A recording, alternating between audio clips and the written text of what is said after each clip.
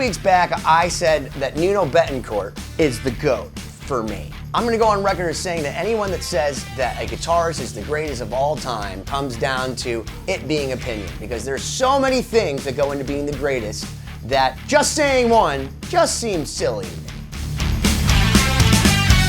So Brian May just got from Guitar World the greatest guitarist of all time. He even said in his, I guess, acceptance speech, if you will, that that's kind of a preposterous thing. Kurt Cobain is just as great. And in fact, he did mention my boy Nuno Bettencourt, and I go on record as saying I called him the GOAT before he dropped the new record, before he dropped that insane song Rise. Can we talk about this for a second? Because I was messaging Nuno back and forth, and he was telling me, like, dude, this is surreal, I can't believe this. The world's finally acknowledging that Nuno is one of the most ferocious players, and now that Eddie Van Halen is no longer of this world, that he's carrying the torch for that style of incredible virtuosity. Is that a word? I don't know. I made it a word. Virtuosity! Because that's what Nuno has. But at the end of the day, what makes someone the greatest is really subjective. It's an opinion. Today, I'm going to talk about why that's kind of a stupid term as far as holistically just saying, hey, Jimi Hendrix is the greatest of all time, who some of my favorites are in the different categories I'm going to talk about. So for me, the reason why Nuno Bettencourt is the GOAT is because he fills so many categories at such a high level for me. Literally, from the second you hear him, from the percussiveness of his playing to the absolute anger for which he destroys his strings, you can tell it's Nuno. He has his own musical voice. He also writes awesome songs. He-Man Woman Hater is one of the greatest riffs ever written. Then you go and see Nuno live, he just shreds, and he plays with reckless abandon, and he's got so much feel. He's got a look, he's got his own hair, he's got feathers, a unique style and vibe. You know it's him from the freaking Washburns. He's just consistently put out awesome music. I mean, I'm not happy I had to wait 15 years for 6. He did play it for me on my show 2020. If you haven't seen my interview with Nuno, go back to 2020-d.com and watch all the interviews I have with him. We played on a song called Take Another Piece from Lost Symphony together, and I am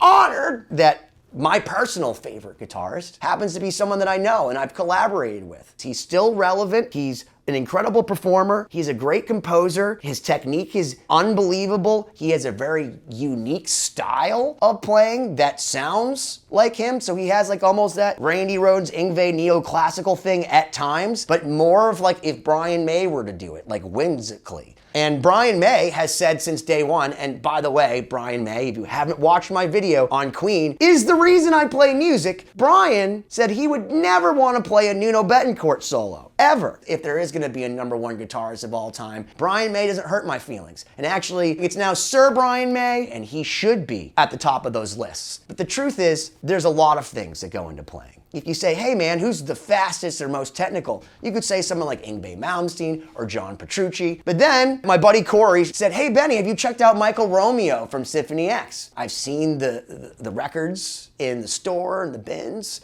I've seen the shirts. I never listened to Symphony X. And it's like if you took John Petrucci and Yngwie Malmsteen and made them even a little bit crazier and added some Paul Gilbert. That's Michael Romeo. Why isn't he at the top of all these lists or even on a lot of the lists? And that's because influence is a huge thing. There's all these crazy YouTube guitars. I don't care about technicians. I do not care if some dude can play like Jason Richardson or do all the tapping things if what they're playing doesn't appeal to me as a composer. So it's like if you want to pull a coin from behind my ear, that's how I look at it if you're playing fretless guitar and doing some ridiculous trick. Now, if you're Bumblefoot, as far as guitar players are concerned, he's top echelon for me. I'll go on record that there's nobody I've seen play technically better than Bumblefoot. Nobody on earth. He sat and played Eruption backwards for me. He learned it when he was like 9. He's what we call a savant. He's like Mozart. At 5 years old, writing songs better than you can ever do. That's Bumblefoot. In fact, his first song ever is Jupiter Rocks, he told me, and he still remembers it, and guess what? It's pretty good. And I personally think that a lot of his music that he's written himself is incredible. He's a great composer.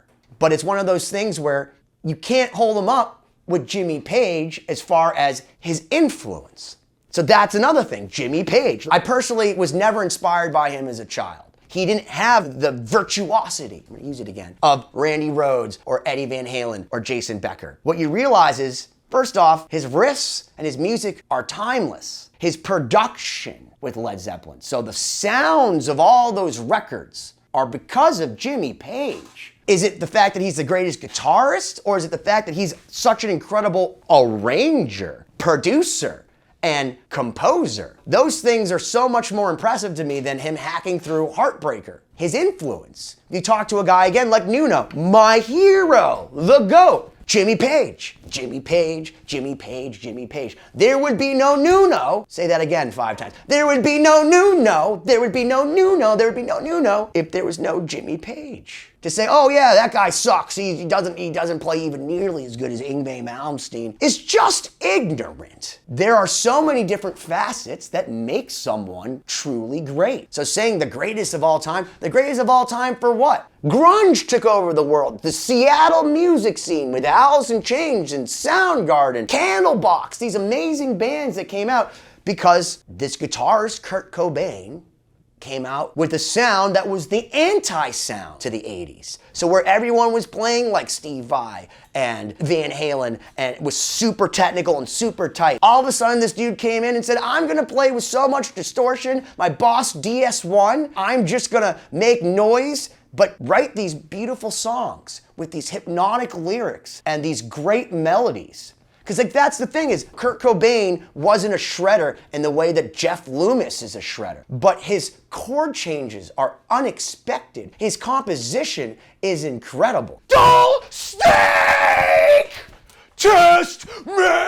Go listen to the song Milk It. It released the dopamine, it released the serotonin in my head. I rewound that tape over and over and over. More than I did Led Zeppelin. So how is Kurt Cobain not greater for me than Jimmy Page? There are so many different reasons for guitarists to be the greatest. Playing with finesse, which is an important thing. Look at David Gilmour. David Gilmour plays level 1 guitar. You can learn virtually any of his solos in the first year of you playing. What will take you an entire lifetime is playing them with the finesse and feel and spirit that David Gilmour plays the guitar. From the very first second of the acoustic of Wish You Were Here, 7 minutes of Shine on Your Crazy Diamond before the vocals even come in, you're just like, how does it keep my attention? David Gilmour, what is he doing? Really easy stuff. It's just a perfect bend.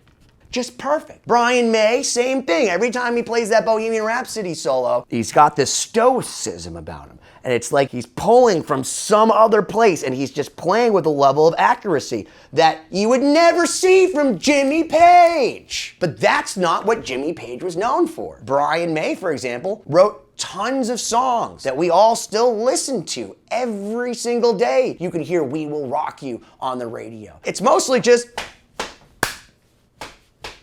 It's not the craziest guitar solo of all time. It's the fact that you can play it at every stadium everywhere in the world, and the influence of Queen is never ending. Of course Brian May, Sir Brian May, is one of the greatest. But I also have one other video where I talk about Prince. Prince, for me, is the MVP of music because he has everything. But Prince not only was one of the greatest composers, he could dance as good, if not better, than Michael Jackson, could play almost any style of music. He could play every instrument, from the trumpet to the melodica to the guitar, the drums, the bass. Think of it, he's played it and he plays it better than anyone you know. That's Prince. Is 1999 your favorite song? I don't know, but his commercial success is insane. When anyone says anything is the greatest, it's just their opinion. It's probably just to create conversation. I want people saying that Sir Brian May is the greatest because then it makes you go back and listen to Queen. And then if you want to argue that Kurt Cobain is better and go back and listen to Nirvana, here's the great thing. We're all arguing over amazing music and we're talking about guitar. And as long as the conversation still continues, guitar isn't dead. Why don't you smash that subscribe button already?